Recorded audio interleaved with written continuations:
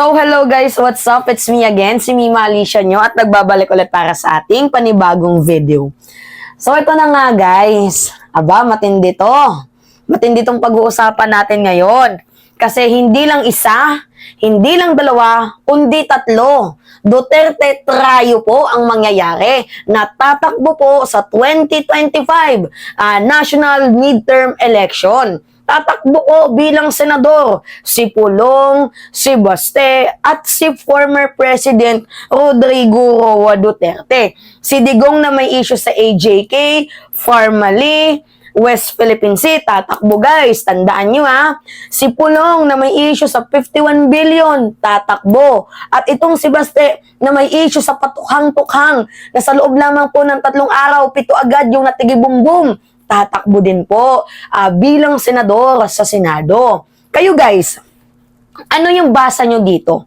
Para kasi sa akin guys, ang nakikita ko parang it is a tactics para protektahan nila yung kanilang sarili. Kaya gumagawa sila ngayon guys ng political dynasty. Parang self-preservation. Ganun po yung nakikita ko. At beside, bakit tatakbo tong mga hayop na to? Tingnan nyo si former President Duterte, wala na ngang nagawa bilang mayor, governor doon sa Davao, naging presidente na nga ng bansang Pilipinas, wala ding nagawa, tapos tatakbo pa bilang senador. Ano yung gagawin nyo dyan sa Senado? Mang Totol? Kasi guys, parang nakikita ko dito, binibuild up talaga nila si Sara Duterte. Pinoprotektahan nila Parang ganun kasi si Sara Duterte medyo bugbog na ngayon. Doon sa Senado, sa Congress, sa House, talagang si Sara Duterte ay bugbog na. So ngayon, ang gagawin nila, puprotektahan nila si Inday. Kaya ang gagawin nila, tatakbo sila. Hindi para sa bayan, kundi para sa pansarili nilang mga interes. Instead na mambabatas, ang nangyayari mambabastos. Yun ata yung gagawin nila.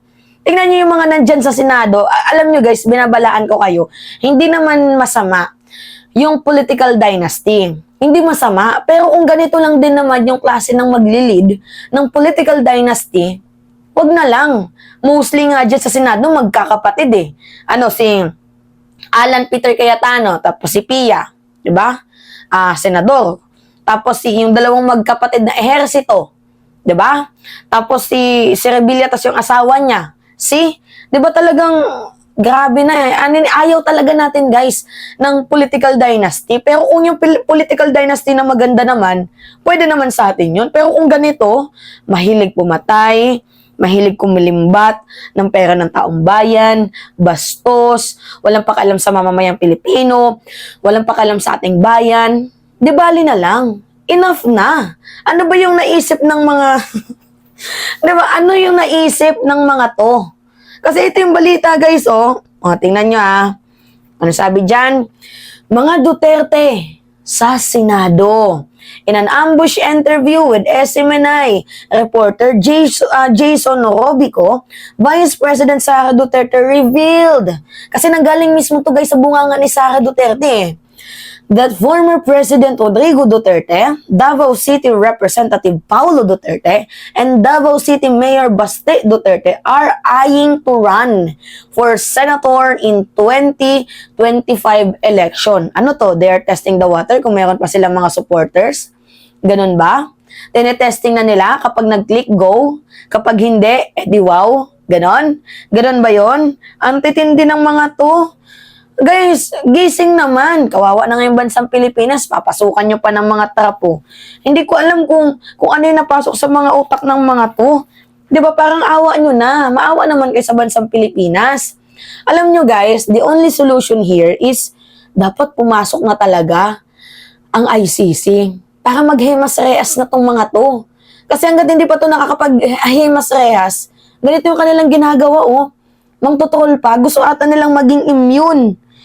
Diba? Ginawa nyo na ngang family business ang politika. Tapos, nanggaling pa sa kanila mismo guys yung salitang ayaw nila ng political dynasty. Pero sila mismo, sila din yung ginagawa. Diba mga loko? Tingnan nyo yung mga issue ng mga to Duterte on the West Philippine Sea issue. O, bakit tayo nakikipagpatayan dyan? Tubig lang yan. O, see? Ito pa. No comment. See? Propaganda lang iyan. See? Ganyan ba yung gusto nyong iboto? Ganyan ba yung gusto nyong manalo? Ha? Kulang na lang si Kitty Duterte, patakbuhin din nilang patakbuhin din nilang mayor ng Davao. Naku po. Kayo guys, ano yung ano yung tawag dito? Ano yung komento ninyo? Payag ba kayo? Kasi para sa akin, isang malaking katarantaduhan to eh. Isang malaking pagkakamali. Ang unang pinakatanong natin dito, ano yung gagawin nila sa Senado? 'Di ba? They already messed up with the government. Sinira na nila ang ating gobyerno. Tapos uulit pa tayo? 'Di ba? Ano yung may ambag nila? Na in the first place, naging presidente na nga, 'di ba si Duterte, tapos VP ng kanyang anak, wala ding nagawa. Tapos boboto pa kayo ng magkakapatid na yan? Na ano yung magiging ambag niyan? Na may issue sa pera, nangungulimbat ng pera ng taong bayan, di umano. 'Di ba? Diyos ko po, I think lang nila to, political survival, para maging immune sila. Lalo pat, itong si former President Rodrigo Roa Duterte ay malapit ng, actually tinitiktikan na nga guys, ng International Criminal Court. Malapit na whether it's June or July. Kung hindi man ngayon June or July, maybe sa ilang buwan, malapit na. Di ba kaya ganito ba yung trabaho ninyo? Para maging immune kayo? Grabe tong mga to. Ay nako, mahabang yung Ginoo, iligtas nyo kami laban dito sa mga mapang-abusong tao.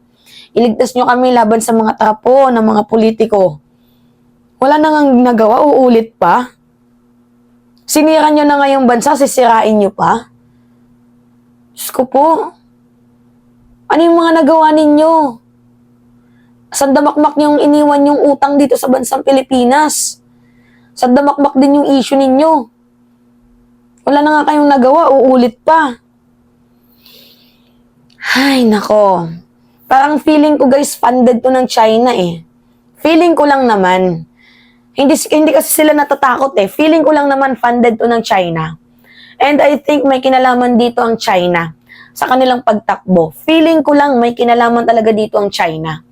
Kasi yung China kasi galit kay PBBM dahil nakikipaglaban tayo sa West Philippine Sea, di ba? Tapos si Digong, okay lang sa kanya yung China na gumalaw sa Pilipinas. Maybe pinunduhan, di ba? Manchurian candidate. Maybe, di umano. Itong mga to.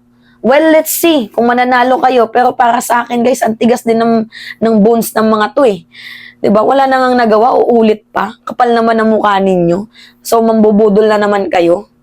Ay, nako. Anyway, it's me again, guys. Si Mima Alicia nyo. At nagbabalik ulit para sa ating panibagong video.